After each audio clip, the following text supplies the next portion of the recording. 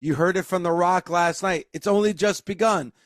As I said, and I've been saying it the whole time, Bully, one story ends, a new story begins. Everybody was like, oh my God, what's going to happen once Cody is crowned your new undisputed WWE Universal Champion? And the story ends. Where do you go from there? Where do you go from there? A new story begins. A new book in the WWE begins. And the story with The Rock, chapter 1 isn't going to be this week or next week or maybe even next month. That's going to be something you're going to have to wait for and may even have to wait for a while. But already, Bully, and waiting in the wings at some point is going to be The Rock and Roman. There's a lot of little subplots for major stories that are going to happen over the course of the next 6 months, over the course of the next year and beyond. That's the beauty, Bully, of this business, and that's the beauty of storytelling. Listen, the WWE is sports entertainment. They're in the storytelling business. Their A stories will always drive the ship, drive that machine. Speaking of machine, I had an original tweet planned to go out after the first, 15 to 20 minutes of the opening segment last night. And then I deleted that tweet because The Rock came out. Mm-hmm. The original portion of my tweet said this: the WWE Universe is 100% behind Triple H. The Machine is 100% behind Cody. And then I was going to go on, but then The Rock came out, and I wound up deleting the entire tweet and going and saying the good, the bad, and the ugly of Monday Night Raw. Right off the bat, I thought we had good stuff, I thought we had bad stuff, and I thought we had ugly stuff. But you're right about the story. It's going to unfold, and it's going to be interesting to see when The Rock came back. And it's going to, and right now we have something called the what. Remember, Dave, it's all about the who, what, when, where, why, and how in professional wrestling. Okay? We have ourselves with another what.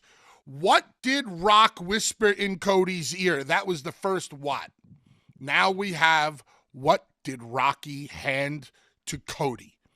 Just that alone has me intrigued. I want to know what was handed to him. Dave, remember in Pulp Fiction? You remember Pulp Fiction, right? Yeah, of course. The question on everybody's mind until this day is what? What was in that briefcase? What was in the briefcase? And there's all sorts of stories, and I don't even know if Quentin Tarantino ever actually gave an answer. What was in that briefcase, that suitcase? What did Rock hand to Cody? Now we can surmise, we can hypothesize this morning, but if we start to guess, then even if we take an educated guess at this, they never told us about the watch. Remember the watch we talked about yesterday? So let me get right to it. Do you think Rocky handed Cody a busted up version of the watch? No, I'm going to say no, because if that was something that maybe happened behind closed doors, I would say that that's probably a probability. But the fact that Triple H has already spoken about it and Cody Rhodes has already spoken about it, it was mentioned in the press conference right after WrestleMania. You can't go there, because then everyone's already going to know about the story behind it. So I don't think it's that. I think it does, though, Bully. And again, this is just speculation. What? But what do you mean? You're going to say everybody knows the story behind it? That would be a good thing. They didn't tell the story about the watch on television. The story about the watch only existed via social media. That's but they also talked about already giving it to Cody. So, like, if The Rock had it and handed it to Cody, then it's like they've already spoken publicly about giving that to Cody.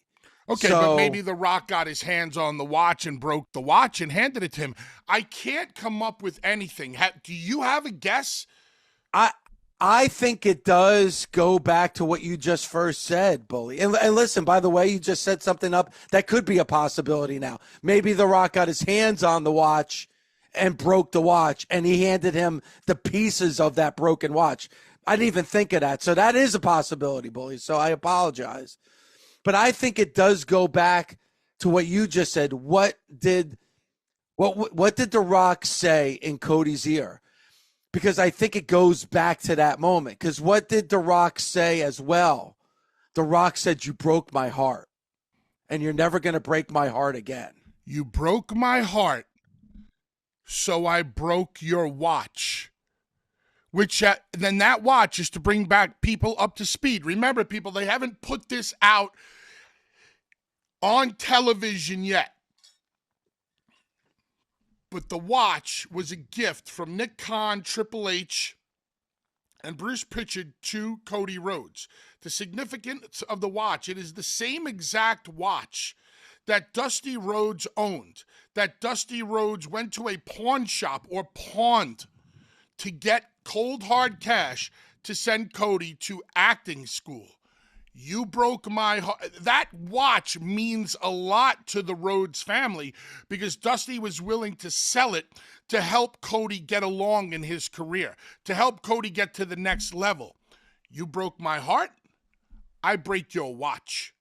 Because I couldn't break your heart at WrestleMania, and I couldn't break your spirit in WrestleMania, and I couldn't break you, period. Thus, you are the Universal Champion.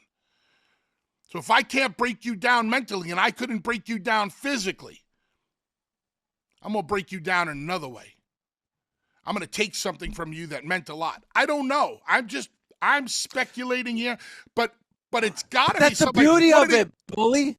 That's the fun of it, is that they're giving you something that coming out of it, you're like, what was that? What could that be? You're calling up your friends. What do you think is happening here? We're talking about it to start Busted Open. And it's setting up already a story between Cody and Rock, which may not happen because Rock even said, "I'm going away for a while." So we're not even going to see this play out. They're just planting the seed for some time in the future. What I'd love to do is throw this out to the nation real quick this morning because I'd like to hear some of their opinions. And please don't call in and say it's a watch because we already hit that it's a watch. We don't need any parrots here this morning on Busted Open. I'd like to hear a different opinion of what the nation thinks that Rock handed Cody. And if it's a pair of cufflinks, tell me why it's a pair of cufflinks. Well, let's break it down, Bully. Okay. Here we are breaking this down, but that's what good stories do. As soon as he handed it to Cody didn't see what it was. It was in the palm of the Rock's hand, and then he put it in Cody's hand, and he said right away, "You know what this is. You know what this is." So it's got to be something small that fits in the palm of your hand. And right away, just from the feel of it, Cody's going to know what that is. So the watch is a great idea because that could fit in the palm of your hand. And if somebody put that in your hand, you would know exactly what that was. And if it was broken, you would especially know that it's a broken watch. It could be just the face of the watch. Take you back to Pulp Fiction. Remember when... what's the guy? The guy who talks like this, and I can't do his impersonation. Christopher Walken. When Walken comes in and gives a young Bruce Willis, his grandfather's watch. So he could have taken off just the face of the watch and handed it to Cody. Yeah, listen, it could be anything. I think that's a great guess, but it sets up for what we're going to see because ultimately what the Rock said was right. You beat Roman Reigns. Congratulations. You beat Roman, but you didn't beat me. I beat you night number 1. 1, 2, 3 in the middle of the ring. And that's 100% true.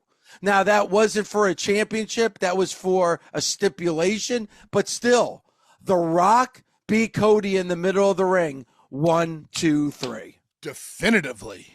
Yes. Rock bottom, in the middle, 1, 2, 3. No swerves, no dips, no anything like that. Picked him up, rock bottom, 1, 2, 3.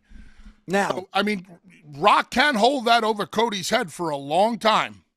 Now we know now, Bully, that The Rock, that stage is already set. They've already set that stage between Rock and Cody. Now it's going to be interesting to see the next time we see Roman Reigns and what Roman Reigns has to say. And they set Roman Reigns up last night. Roman Reigns, as of right now, in my eyes, babyface. The whole place was chanting, "Thank you, Roman," just because Cody suggested it. 20,000 people plus in Brooklyn, "Thank you, Roman." If Roman comes out at any point now, I think he gets a good pop. Like last night, if Roman would have come out after that to shake Cody's hand, huge pop. People, I believe, leading up to this, they wanted to see Roman dethroned, and they wanted to see Cody win. Yes, but I believe they respect Roman a lot for what he was able to do, especially after the documentary and what we learned about him. I think they're setting Roman Reigns up for a nice babyface run. Cody wouldn't have had that moment be as special as it was if it wasn't for the reign of Roman. Let's as Cody said, one of the greatest championship runs of all time. And I want to talk just a little bit more about The Rock, Bully. And this is the beauty of The Rock, because now that one book is over and Cody finished his story, and a little bit later on, I want to get into everything that we saw at the beginning, because we can't just gloss over the first 25 minutes of Monday Night Raw last night when it came to Cody Rhodes, and I want to dive into that. But I also want to talk about the beauty of The Rock. And The Rock comes out last night, right, Bully? Don't know The Rock is going to be there. You could speculate, but you really didn't know. The Rock comes out, huge pop for The Rock. Rock comes out, huge pop for The Rock. There's a Rocky chant for The Rock. And then all of a sudden, when he gets into the ring, that Rocky chant turns to an Undertaker chant. Then that Undertaker chant turned to a Rocky sucks chant. And then the Rocky sucks chant turned into boos, so that every time The Rock raised the microphone to talk, the crowd was booing. Then, excuse my language, there was the shut the fuck up chants to The Rock. There were asshole chants to The Rock. And then they were whatting The Rock when he talked. Bully, this was all within 4 minutes. What other wrestler could get an ovation like The Rock got, a pop like The Rock got, where 20,000 fans are chanting Rocky, and then within a 4-minute span, they're chanting shut the fuck up and calling him an asshole? That really is the beauty of The Rock and how he has the fans just sitting in the palm of his hand. I don't know if I can agree with the palm of his hand. I think those people got under Rocky's skin last night. There was a couple of times where I saw Rock's fake smile. The kind of smile like, this is not going the way I thought it would. I thought Brooklyn got to The Rock last night. Philadelphia. I'm sorry, I thought Philadelphia got to The Rock last night. I really do. Interesting. I mean, what have you ever heard in your entire life a "this is awkward" chant? No, that may be the first time I heard that "this is awkward" chant. And I'm sitting there in my chair, and I'm saying to myself, "This is really weird." And then all of a sudden, "this is awkward." It was. But yeah, him getting all these chants, I don't think it's because he's playing them. I think it's because Philadelphia was hitting him with every last thing that they could possibly say and think about him, and I think they threw him off. Wow. He repeated himself a couple of times again last night. And what we saw in the past is when Rocky repeats himself, they're throwing him off his game. I will say this about The Rock last night. He was very slow-paced in what he was saying. He was very calculated in what he was saying last night. I think he was slow because Philadelphia was hitting him from different angles that he wasn't exactly prepared for. I mean, the whole "can I wear your belt" segment. Can I just hold your belt or wear your belt? Whatever the hell he said. In your opinion, what was the point? I thought it was going to lead to something, Like I have to admit I was like waiting for like the other shoe to drop. I was waiting maybe whether it was going to be physicality or some really sly remark from The Rock. And so I thought it added tension to the segment, which is where it was going, but it didn't really lead anywhere. And I think the word that you could use to describe it, as you said and the fans said in Philadelphia, was it was awkward.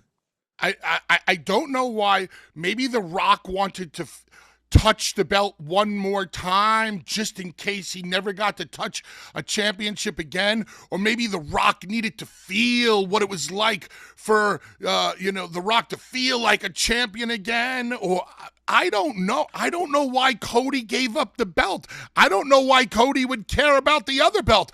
I don't know why Rock gives a shit about carrying the other belt to the ring. Now, it's a nice gift that was given to him at the Hall of Fame, but I don't want to be. Imagine you were a fan who tuned back into Raw last night because you heard all of the hoopla surrounding WrestleMania, and now you're saying to yourself, well, what belt is that Rock has? To me, you're taking the focus off of Cody and his brand new Universal Championship. It's a distraction.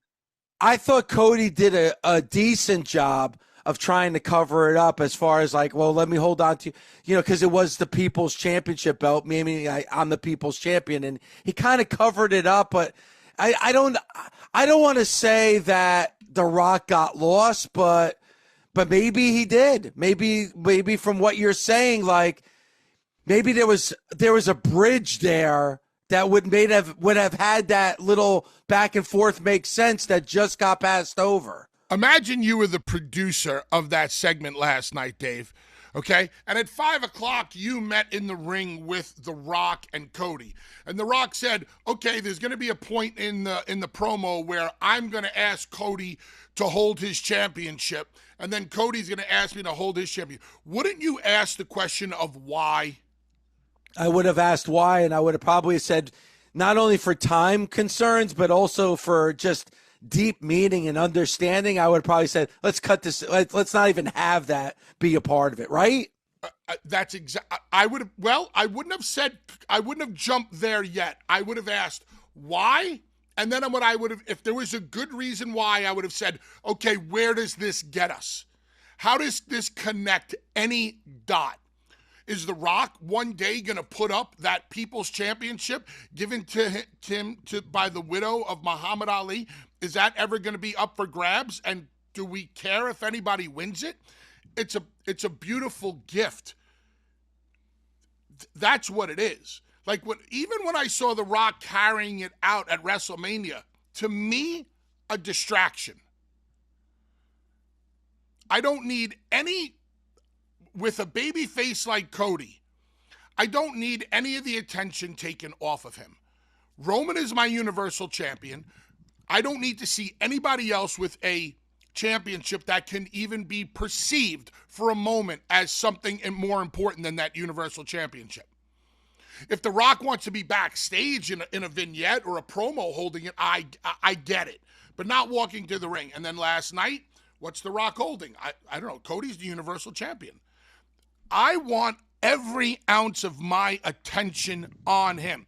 If you're out to dinner with your wife wants 100% of your attention. She doesn't want your eyes straying across the room looking at somebody else, and vice versa. You want to be able to command 100% of their attention. So I don't know what that belt swapping stuff got them last night. No, because I'm trying to figure out like something, like okay, maybe it meant this, but nothing really makes sense. Something was. Would you agree that it felt like something was missing, like a line or like I just feel like something did not happen that was supposed to happen because Bully, what happened before that, I thought was impactful, and what happened right after that, I thought was impactful. So what happened with the awkwardness between those two with the championship title swapping just was completely unnecessary because you got to your point without having to do that. I felt like And I said I thought it was a tense moment because I was waiting for something to happen. Just a face off between those two would have done that without having that awkward moment. Because whenever you do that, it reminds me of, remember like when it was Charlotte and Becky were swapping the championship titles because they went to different brands. That's what that reminded me of. It was just like, this is kind of awkward and unnecessary. And I felt like that little piece of business was a bit unnecessary. They were out there for 45 minutes. 45 minutes. Now, I'm sure if you take a look at the quarter hours, just having The Rock out there is going to give you strong quarter hours. But I'll be damned if some of the life was not sucked out of that building just because it went so long and was at the end meaningless. Man, that segment started off beautiful. Oh. I loved Hunter coming out and just saying, hey, man, I came out here to say thank you. I love Hunter giving the introductions. It was so beautiful the way it started, but the way it ended, There's a lot to get into. And what I said about The Rock as well, Bully, is that you could say what you want about the little awkwardness between Cody and The Rock. The Rock did a tremendous job to get those fans that seem to be behind him to boo the hell out of him. And he has a talent for that. And what The Rock has been able to do, and kind of like what he said, make wrestling cool again, he gets a lot of credit for it. The work that he has done with the WWE since coming back has been amazing. And it really helped Cody finish the story. And I honestly can't wait to see Cody and The Rock back in the ring together again. Tell me something specifically that The Rock did to get the people to turn on him. Well, I think that, telling the crowd to shut the fuck up. Okay, hold on. Give that line to any heel, and they're going to boo the way they booed The Rock. So yeah, but no other heel though would get the reception that The Rock got when he came out. Like The Rock that's got, fine. He got a superstar pop. Yeah, he got us. But it's hard, I would think, to get a superstar pop like he got, and then get those same fans that are cheering and chanting your name to now hate you. It is built in when you hear the beginning of The Rock's music, when you hear the gong, when you hear the glass shatter. You're going to get the built-in responses that have been there for years and years and years. I don't think, if you're telling me that The Rock got tremendous heat because he told the Philly crowd to shut the F up, you could take any heel. You could take the lowest heel on the totem pole right now, J.D. McDonough. He could say that to the crowd, and he's going to get that kind of heat. So I want to know specifically what Rock did to turn the people. It was just that. Okay. It was him. I don't think that's anything. It was him turning on the fans. And okay. All right, so let me ask you, since The Rock is going away for a while, Bully, how would you grade what The Rock has been able to bring to the table in these last couple of months? B+. See, I think I would give it. I think I would give him an A. I mean, a B+ is a great grade. That's but fine. I think I would give him an A. I'd move up to an A too. I mean, B+ or an A. I mean, it's the same damn thing. Did Rock being involved add intrigue? Absolutely, it did. Did this take as many twists and turns as I thought it would? Absolutely not. Really? No. I mean, the fact that we felt like that he was going to take himself and put himself in the main event, and the main event completely changing. That was a complete. I'm talking about storyline, written twists and turns. That was a complete anomaly. That was the fans changing it. I mean, twists and turns, like storyline wise. Like I liked the run-ins on the match. I don't think that the thing that stood out to me the most about Rock coming back storyline wise was the night that he beat Cody down in Chicago out in the rain. That was the most impactful thing Rock could have done for me. I mean, in my opinion, that he had done. when you do things like what he did in Memphis, I think that derails things a little bit. Listen, at the end of the day, all of this stuff means, my opinion means zero when it comes to this. WrestleMania did major business. It was huge. It was fun. It was entertaining. I think they need to be very, very careful about when The Rock comes back, about putting what he wants to do under a microscope a little more and how it can truly help Cody. Yes, Cody getting the 1, 2, 3 on Rock will be a big deal if he's able to defend his Universal Championship, if he's still the champion. But it's all about how we get there. It's about Rock helping Cody to become as big of a star as The Rock is or was in the world of professional wrestling, not Hollywood. Get rid of all that. They need to use Rock to his maximum potential to now get Cody over if he's going to be part of the story, whether that's tomorrow, 6 months, or a year from now. It was the story enjoyable to you? I'm assuming it was, because you got what you wanted in your end result. Your guy won. Your guy is now the champion. These are just like opinions right now of how they got there. Would I have done a couple of things differently in the way they got there? Sure. I keep going back to Memphis because it's the obvious, easiest one. I would have never wasted Memphis on babyface shine for The Rock, because once again, I don't know what good that did for the story. How did that help them get anywhere? Maybe people would have hated The Rock even more if they didn't throw Memphis away. So much like we're talking about, what good did the belt exchange do? What good did a night in Memphis do where The Rock babyfaced the whole place? But none of that matters anymore. We got to WrestleMania. We got the desired result.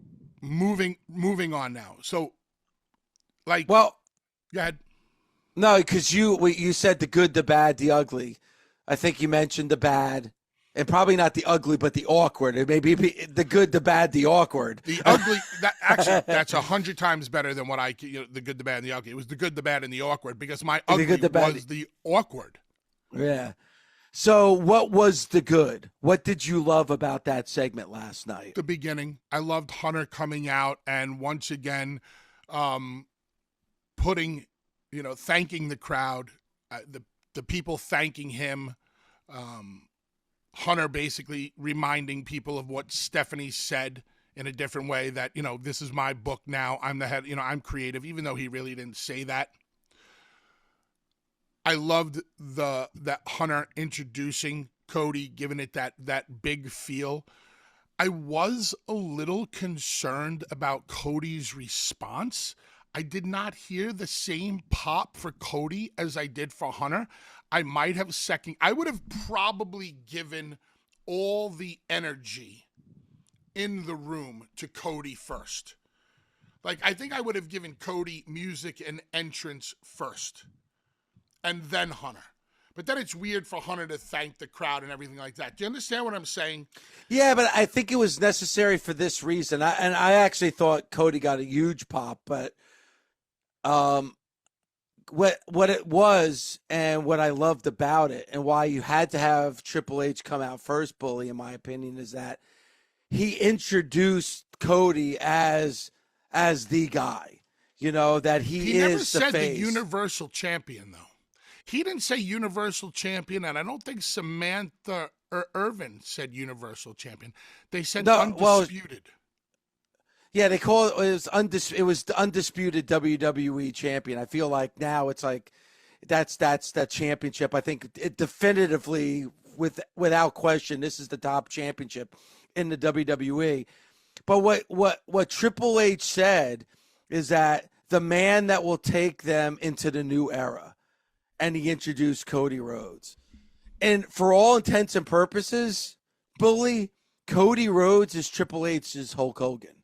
Like Vince McMahon, when he truly took over the company and wanted to push the company to be a national product, he chose Hulk Hogan to be his guy. Triple H, to me, definitively is, now that this is the new era, and like you said on yesterday's show, he planted the flag that this is my company now. Cody is the guy that he's pointed to as to be the man, to be the face of the new era, the Paul Levesque. He even era, said that in a way last night in the middle of the ring. Yep, he did. He said the man that will take them into the new era. So, yep, that's my guy. Hunter comes out, the Cody thing, and now we get the video package that they put together for Cody. I love the fact that Triple H had to make fun of the fact that they had some, bootleg, monitor, because the place is so sold out. We had to take down the entire stage, and we had to take down the Titantron. Love that. Love the fact that it was so scaled down, because what if they're scaling down to the bare minimum, Dave? What does that tell you? They're selling every seat in the house. I've never seen that before. It's almost like reminiscent of going back to old school WWF days when they came out just little entrances. That's what it was, basically. I mean, Triple H said the largest gate in Monday Night Raw history. I mean, we keep talking about them, and that's a record that they broke from last week. So last week broke the record, and they broke the record again last night. I mean, like, we keep talking about it, Bully. Pro wrestling is hot right now, and they're just breaking record after record. And there's one thing I want to go back to. It's a small thing, Bully, but you said earlier about, the WWE is sports entertainment, which is true. But the WWE right now is also pro wrestling. Oh, they're saying it a lot. They're saying it a lot. I think like all those McMahonisms, certain things that you can say and certain things you can't say, because Bully, for a long time you could not say pro wrestling under the Vince McMahon regime. I think Triple H is making it a point to throw that term out as much as he possibly can. Dave, every time I hear the word pro wrestling, I see Vince sitting at home. Remember the scene in Rocky 2 when Mickey is listening to the news and he gets so mad he throws his cup of soup at the TV? I can almost envision, don't say pro wrestling. He throws his cup of soup with his crackers at the TV. Yeah, I mean, I think so. I think so, because I think it definitely, Bully, makes him cringe, because I always go back to the interview on the Stone Cold podcast where, all Stone Cold said was wrestling, and the face of disgust that was on Vince McMahon's face. That's not Triple H. So, and I think that's a big reason why, Bully, that the WWE keeps getting bigger and bigger, because if you're the mainstream, fringe sports entertainment fan, you love the WWE. But if you're the hardcore grizzled pro wrestling fan right now, you love the WWE.